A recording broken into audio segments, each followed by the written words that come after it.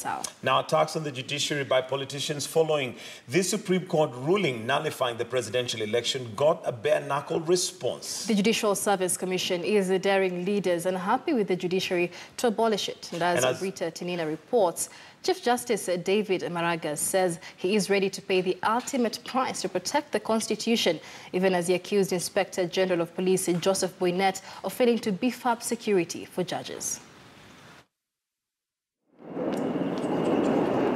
For more than 5 hours, the Judicial Service Commission met at the Supreme Court building. When they emerged, they did so with guns blazing. We will not allow anybody to dictate to us how to discharge our mandate as given by the people of Kenya under the Constitution.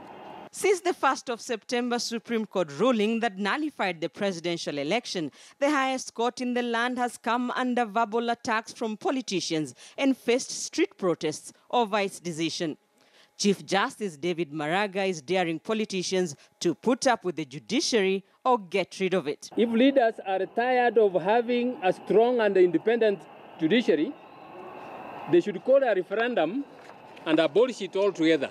Justice Maraga, who is the chairman of the Judicial Service Commission, says attacks on the judiciary are meant to cow and intimidate the judiciary and individual judges. But he says the judiciary will do all it takes to protect the Constitution. On our part, we are prepared to pay the ultimate price to protect the Constitution and the rule of law.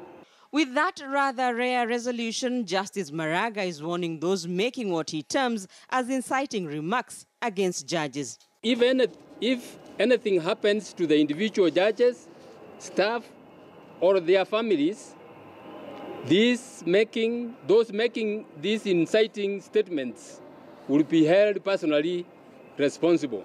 The JSC is accusing Inspector General of Police Joseph Boynet of failing to beef up security for judges, despite requests to do so. The Judicial Service Commission notes with dismay that the Inspector General of Police, who is expected to provide security to all government facilities, has repeatedly ignored calls to act, exposing judicial officers, property, and litigants to danger. The JSC meeting came a day after Derek Malikangumu filed petitions against Deputy Chief Justice Philomena Mwilu and Supreme Court Judge Justice Isaac Lenaola over breach of the Judicial Code of Conduct for allegedly being in touch with NASA officials through telephone calls and physical meetings during the petition proceedings.